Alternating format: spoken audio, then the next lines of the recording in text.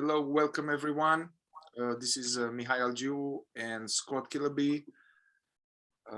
This is our 15th official dialogue.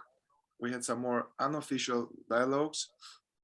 And as we all know, we are interested in this intersection of somatic awareness-based processing work with wounds and traumas and addictions and various mental health issues and emotional issues and psychological issues at the intersection with the pursuit of inner peace and pursuit of enlightenment and the real self and self-inquiry presence practices. So, yeah, we don't have a lot of time today, but I feel like we are both inspired very much about a particular topic. So, yeah, I'm interested to have us talk about this, the art of feeling, how to feel skillfully, how to, it's human to have feelings, and some of these feelings, emotions / sensations, they are pesky, they are painful, they are difficult. We run away from them all our life. Our parents didn't teach us how to feel because they themselves had either resistance to feeling, repression, or they will be totally sucked into the feeling and being totally lost and dramatic. So, yeah, basically, yeah, it seems like we lost this ability to allow feelings. And so what would be a skillful way to deal with our human emotions?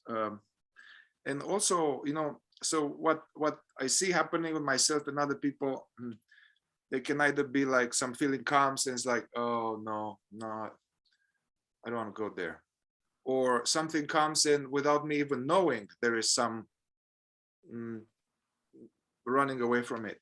Sometimes there's a feeling comes and then it stays here, and somehow it seems like it gets all my attention, and the so-called identify with the feeling, and there's some maybe pain in the body, or maybe there's a lot of spinning thoughts about that.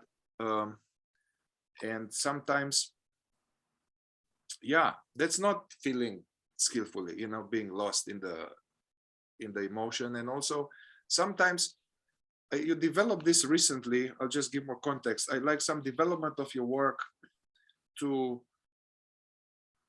have this tool, the boomerang, in KI, that I recommend for people to study. So whenever some trigger happening, to withdraw from the getting lost in the situation, if possible, or do it afterwards and see, okay, this situation, what evoked in me, it evoked in me this reminding me of this old core story I have, that I'm unlovable, I'm not safe. So to fish out the hidden deficiency story in the trigger and to look at this. And there's a new development that I like very much, is that, okay, so, but that story that is evoked has some really nasty feeling in it that I usually run away from. So this new development, you had like, okay, I picture somebody up that I have some friction. What feeling is evoked in me? I want to feel that. So we use this probes or reverse inquiry to disallow not feeling. So I like that a lot, but sometimes you're talking about somatic stuckness. Okay, so I have something in my belly and I'm like, okay, I want to feel that. But this is a mysterious feeling. It doesn't seem to be a feeling. It seems to be like and here, from what I got from you and my experience, is that it's not so good to just stay with that and try to let it, and there's some hidden thoughts in it. Yeah, so how to navigate this? Anyway, if you can speak on this topic, feeling from presence, when to mine out, how to develop this muscle more and more, anything you want to say?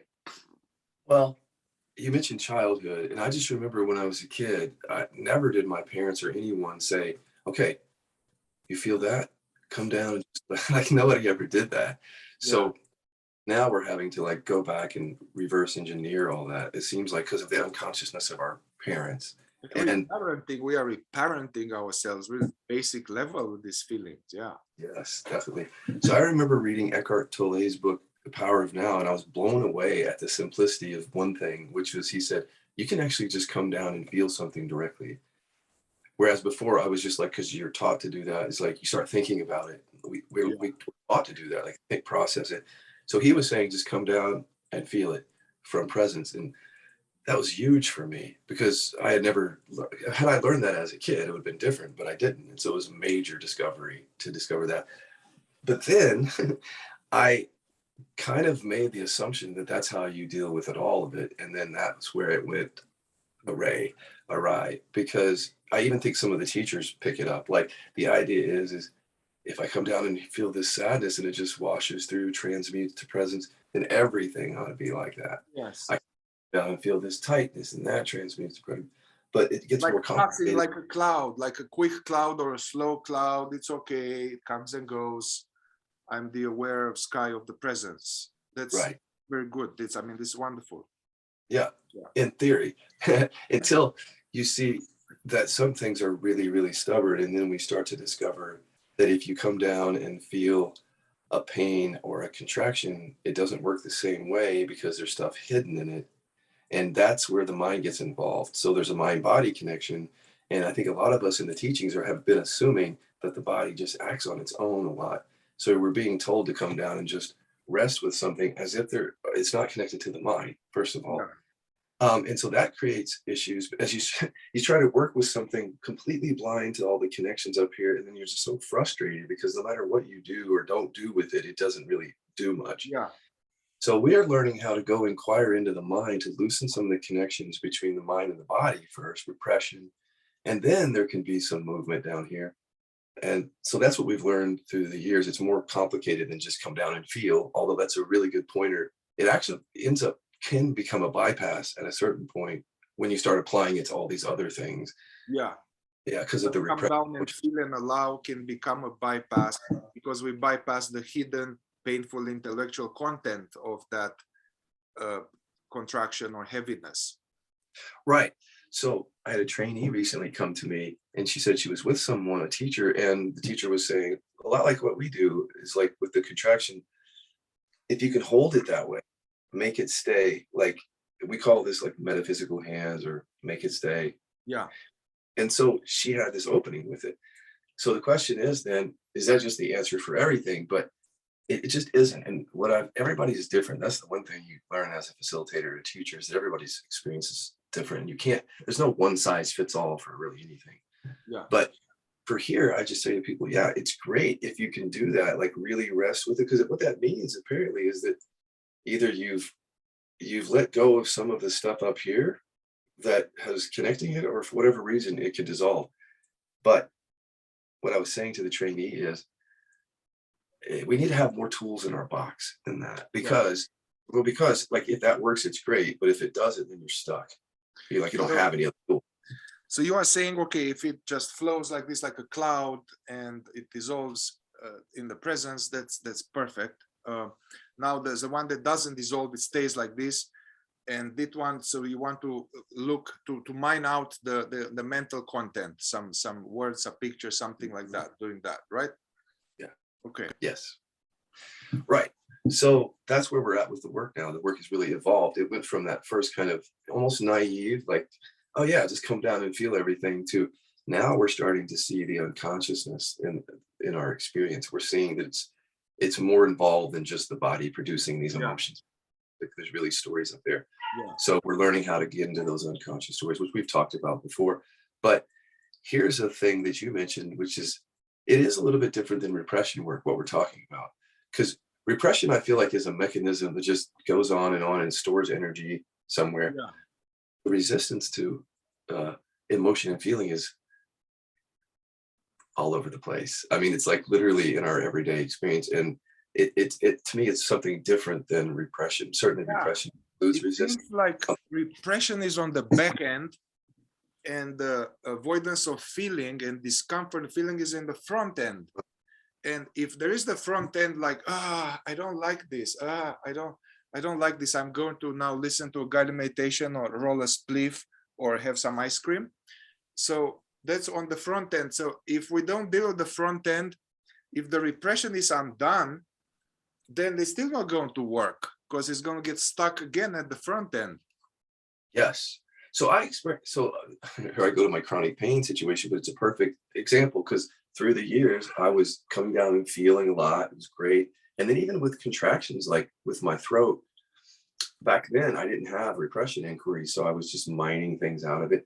And then that would loosen the connections. And then I would come back to it and allow it or work with the resistance and it would open.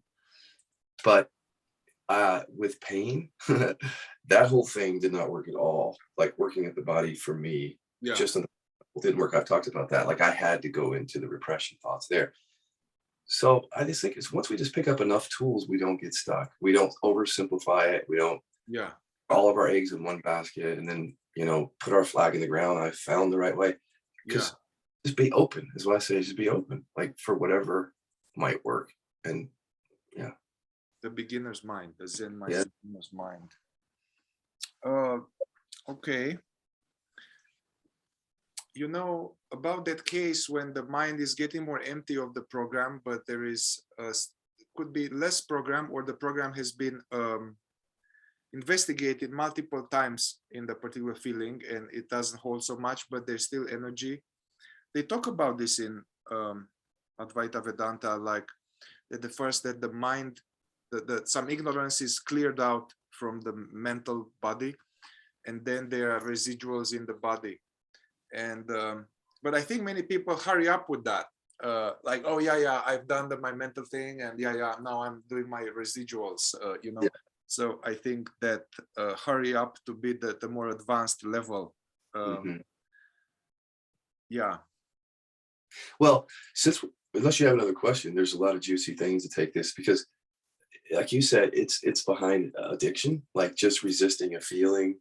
It's in relationship. I think it's a big part of what's on the path. It's like, I don't want to feel this, so I'm going to go seek something that maybe I won't have to feel it ever, or at least not right now. So as we get to this, seeing that we have a fear of feeling and we focus there, it can open up a few areas. In other words, like help open up those areas. I can see I was teaching this content for some years,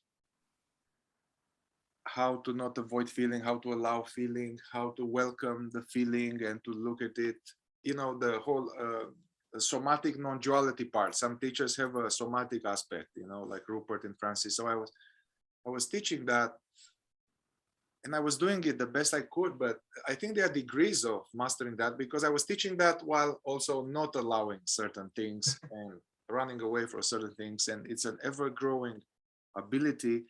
I feel, since the last trainings, workshop we've both done here, where we did this multiple times. I was sitting next to you and there was some topic that brought friction that I could condense in an image of someone. So I'll just put this someone, and you will say, okay, so what does feeling is evoked in you about that? And there will be some stuff in the belly, stuff here, stuff there. And then I'll go straight, rather than process it. Okay, why do I have that? Or, okay, what is this? Or, okay, anyway, there are all kind of tools I can use. It worked very well to go straight over and over for, okay, this is it. I want to feel this. I want to welcome this completely, and over it will just squeeze like a sponge of more feeling that was resisted, and somehow it worked. I feel like it increased a lot my capacity to face them and to feel them. I mean, I guess this has been ever growing since I got into KI, ever growing, diminishing of fear of feeling. That's really what it's about. So, you know what? I'm going to ask you a question is, what is it that we're doing here that I think you've already explained it, because there's people out there that don't even know what we're doing. Like, what is it that I think you explained it, but can you say more about that? What is it that we are doing here in connection to what? Right, because it's always said and usually said in non-dual teaching, allow everything, just let it. So that's already you've been doing that apparently. So here we're saying the same thing. I feel like that. So I was following these Advaita paths that they had somatic component. And they were not necessarily trauma informed, but they were a somatic component, and what to do with, to unpack the story from the sensation. You know, there they had this thing like the feeling is like a conglomerate of a story of me with a sensation of unworthiness or something, plus the resistance of it that is not wanted, that creates the sense of me. And yeah, I was instructed to unpack it like this, and see the story and let it be heard, and then welcome the sensation, let the sensation be free from story. And also not to, we can bookmark this, not to focus on the sensation, but to it seems, yeah, there's this pointer, which actually I want to talk to you about this, but all right, not to focus on the sensation, but to stay with open attention and allow that sensation. Anyway, and then if it's really unpleasant, that's what I learned. That's what I was taught. And if it's really unpleasant, to take it, take the burn. It's not going to kill you. Here is your spiritual warrior courage needed, and let it devour you. If you can't, you can back away, but sooner or later you may want to face it all the way. That's what I was taught, and I was inspired by that, while also, you know, doing all of this consciousness exploration and awakening exploration. So I could do this to some extent, but I couldn't with difficult stuff, with what I know as being attachment, wound, abandonment, rejection, alone. I could do a little bit, was helpful a lot. But so by getting more familiar with KI, and I mean, getting skilled in using it on myself and on others, I feel I can do that better. It's more precise map. Somehow the previous map was like a little bit aerial map. Like, hey, you know, it's like that, do like that, and you know, good luck, you know. But this one is more like that's from the guerrilla. It's from the territory there. Go there, do this. So it's a precise surgical map. How to exactly unpack this pain body into a core program, trauma command, memory, this burning. Okay, this burning clears. There's this thing in the throat. Okay, it says I have to be strong, don't express, repress. So somehow I got more tools how to unpack this in awareness, and do actually what my prior teachers were and what Ramana was recommending me to do.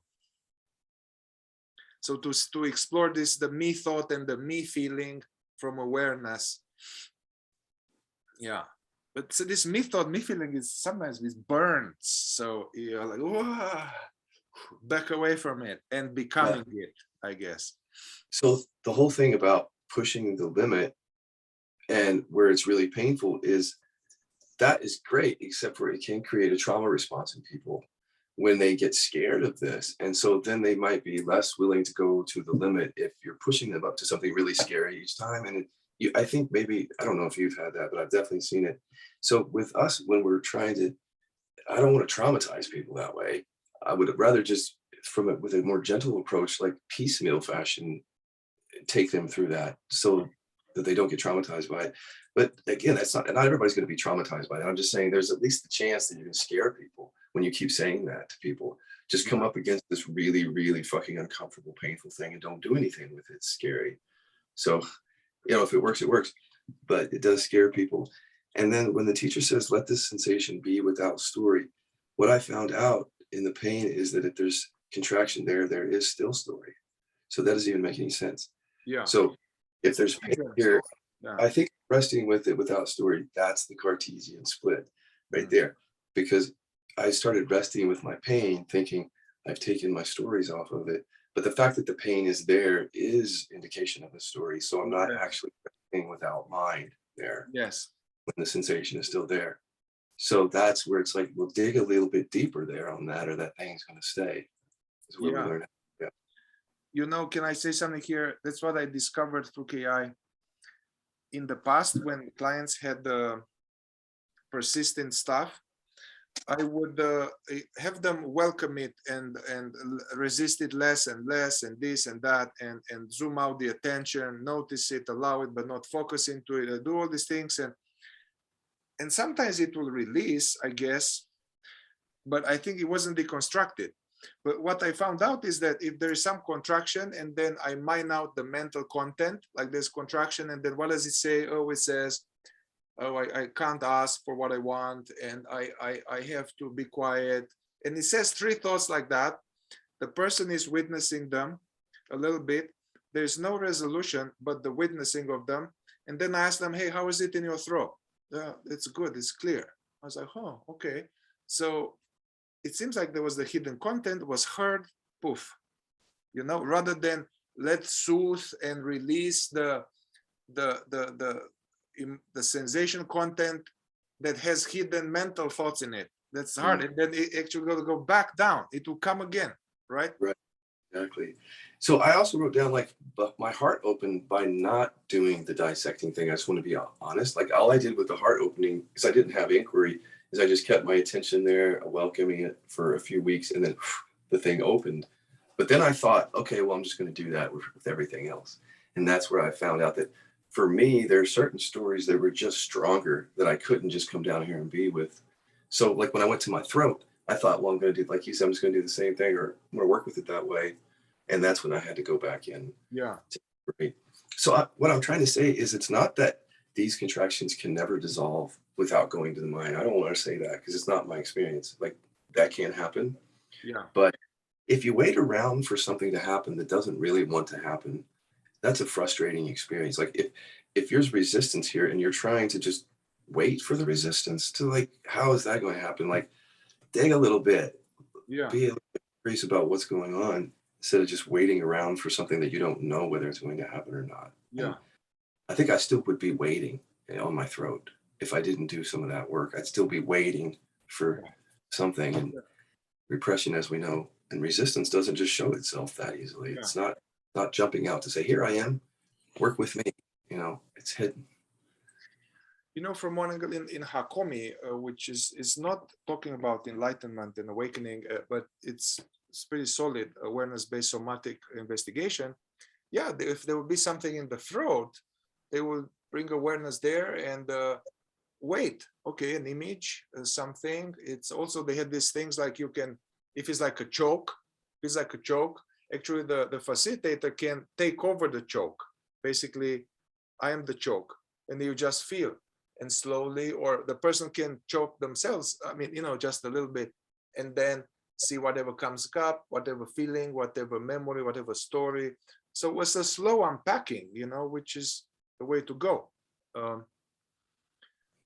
Let me ask you something here, what I alluded before. Yeah, in non-duality teachings and in even this tantric non-dual approach, because the Vedantic is more like, hey, I'm the witness. Hey, I'm the witness. I'm not that. I'm the witness, which has a lot of benefits. The Tantric is more like, okay, you are the witness. That's good. But can we not avoid life in the world and go back to the feelings, and everything is made of that which the witness is made of. So I'm going to eat it up. So even in this, they say, okay, don't contract, you know, like Adida tradition. Not when we feel there's a tendency, he's saying, or in these different teachings, they speak about this, to contract into a feeling, to contract attention. There's like to focus on some feeling. And actually focusing into it has a hidden resistance to it and a hidden agenda that I don't want it. And they recommend that we can notice something very clearly without focusing attention on it. So opening the aperture of attention like a camera and seeing the particular sensation in the context of the space.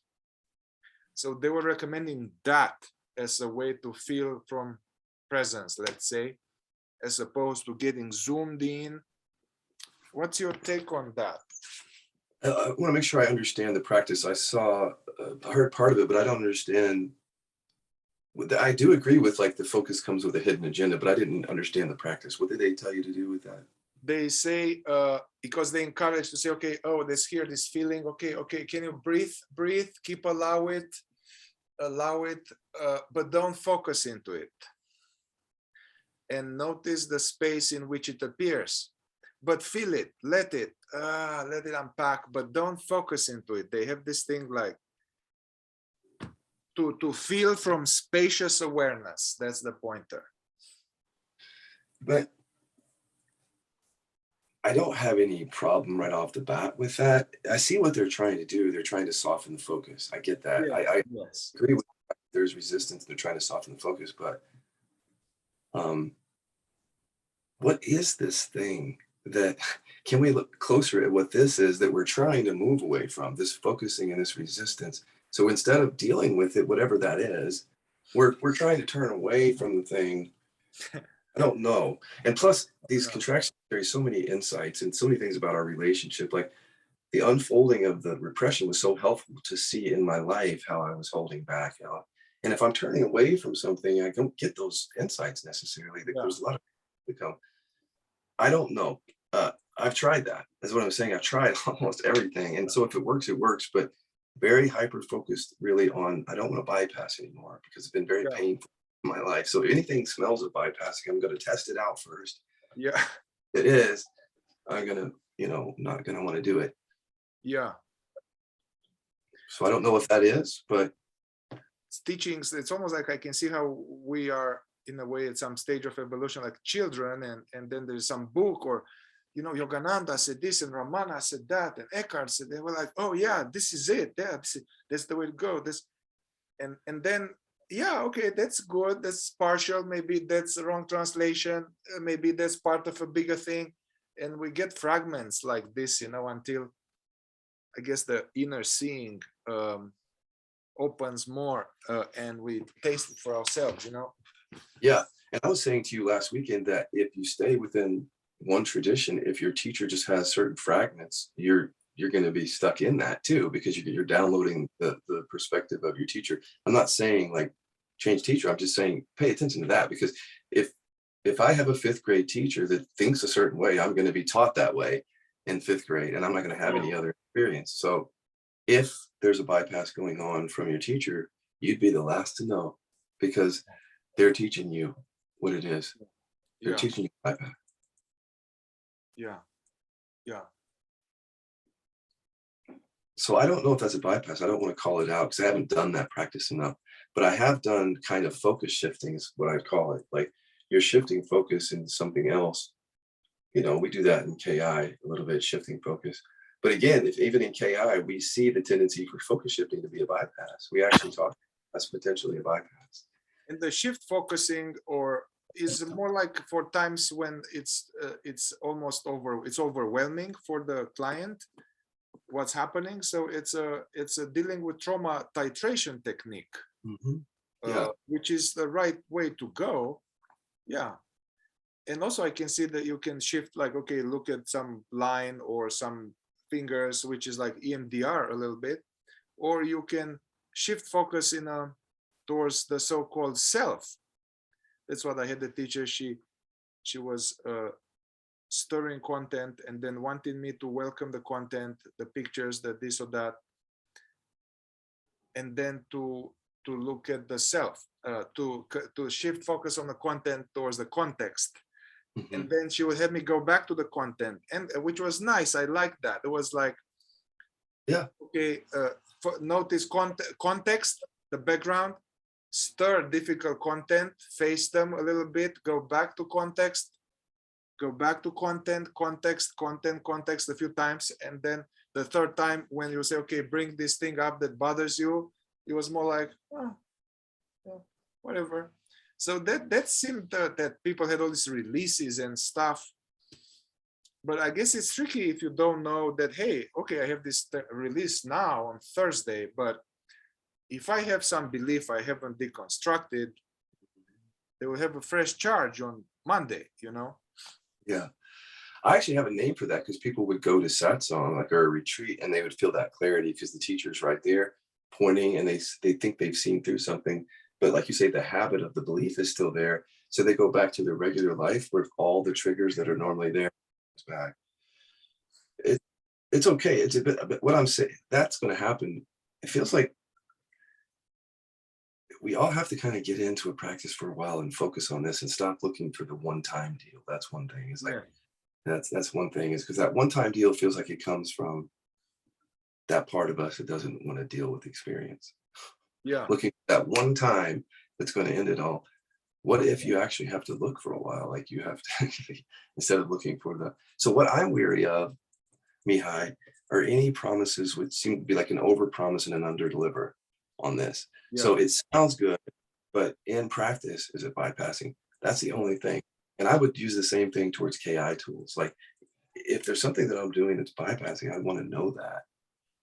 I don't just want to do something blindly, in other Yeah. words. I want to investigate, have some discernment around these things at this point. And if it works, it works. If it Yeah. doesn't, there's more than one way to skin a cat, for sure. KI is not the only way. Yeah. Yeah.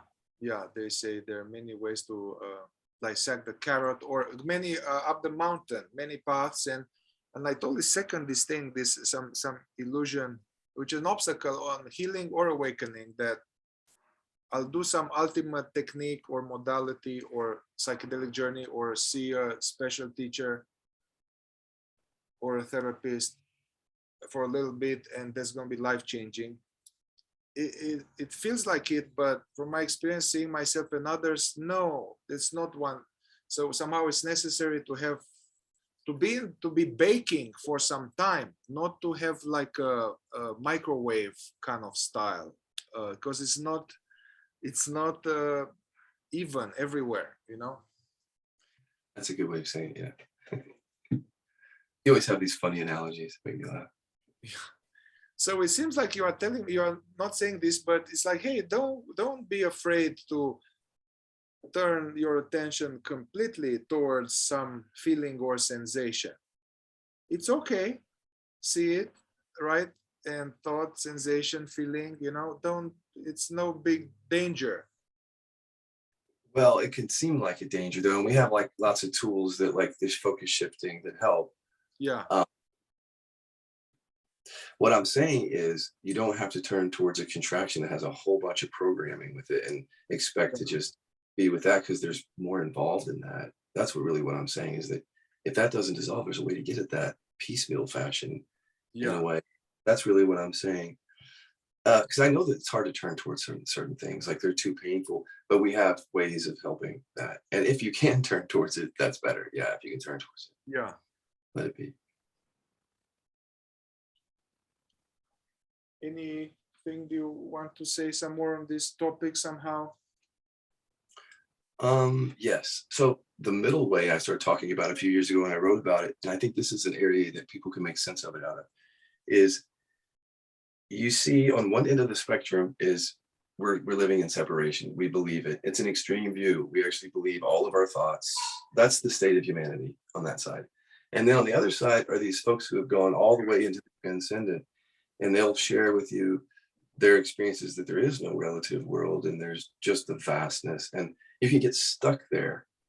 And for years, I didn't understand why people were getting stuck there. I thought that they maybe had seen something that the rest of us hadn't seen, until I realized, and I started talking to them about human issues and their body and their relationship to emotion. And what I found out is that they got themselves into that state by resisting the world and the relationships and the emotions. So what I like about this work is that it's the middle way. You don't have to go to this transcendent state where you're trying to avoid all of emotion and everything. That as you start to embody it, something like the middle way shows up, but that's a concept. It's more like the way that you and I have described it, where your awakening includes relationship. It includes everything. It's not trying to get away from it. And that's where I think if you just hear it from that perspective, it's like, what kind of awakening do you want? Do you want the awakening that doesn't deal with any of this body stuff till you get into that transcendent space? That sounds good until you hang out in it for a while. And it's not actually a fun place to be. It's actually really detached, not embodied, and in some cases, like difficulty in relationship. So just that to me helps answer a lot of it, seeing that those folks haven't embodied that yet. So if you hear that, the awakening that I want is one that's embodied. I don't want to be in that.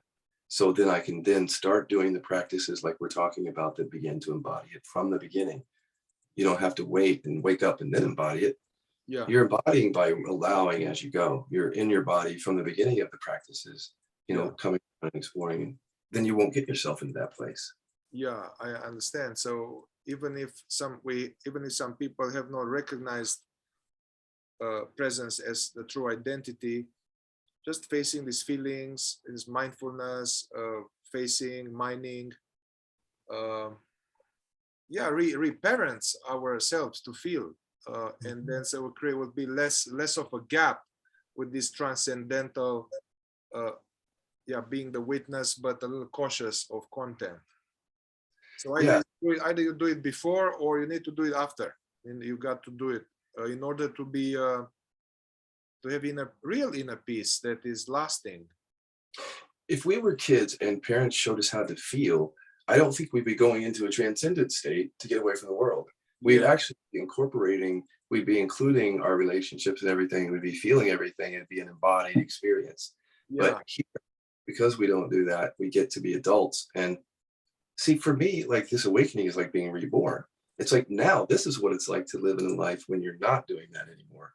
Yeah. And so now I want to live. I want to experience what would it have been like if this child had learned to embody feelings. What does a relationship look like then? Yeah.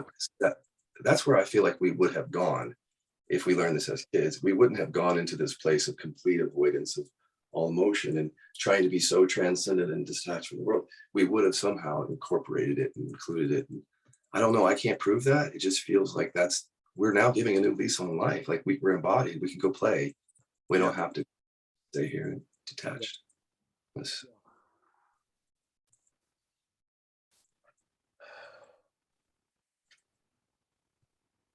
So I guess as a useful practice or exercise for people to take, not just when having a KI session, because some people, don't have a lot of KI sessions, or so. I guess go about life. What would you recommend as a practical? You used to listen and read all these books looking for some practical gem kernel. So I'm trying to get that from you now. So going about the day, and so how to have this somatic awareness or notice triggers or what to do, day to day. It doesn't hurt to have a good teacher. Like find a teacher who points clearly to awareness and then supplement. Like assume if it's not an embodied approach, use the KI to make it more embodied. But the point is the awareness piece is important to recognize that true nature. So don't exclude that thinking, I don't want to become in the transcendent or detached. Like recognize your true nature and pick up practices that embody that. So KI embodies it. Any kind of somatic based work that includes the body, that isn't dismissive or repressive, the practice itself.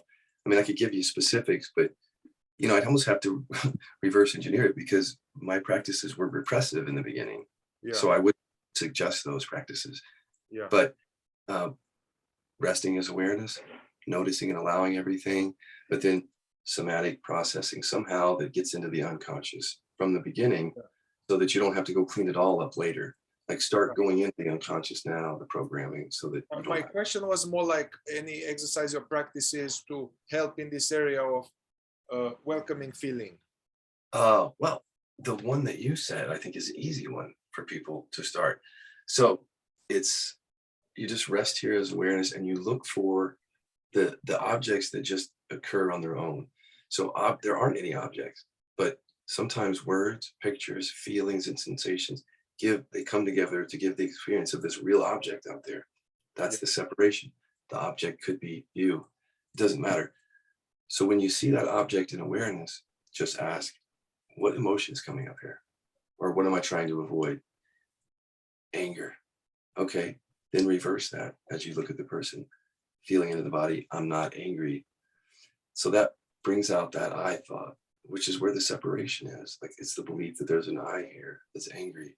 So just by seeing it and allowing it, there you've seen the thought that says there's a self, the thought that's trying to own the anger, and you felt through the anger. Even if you have to do it a few times, that object then became the doorway into the deeper recognition, just by finding out what you are avoiding and using an inquiry around feeling that. So it could be like, there's the object, anger.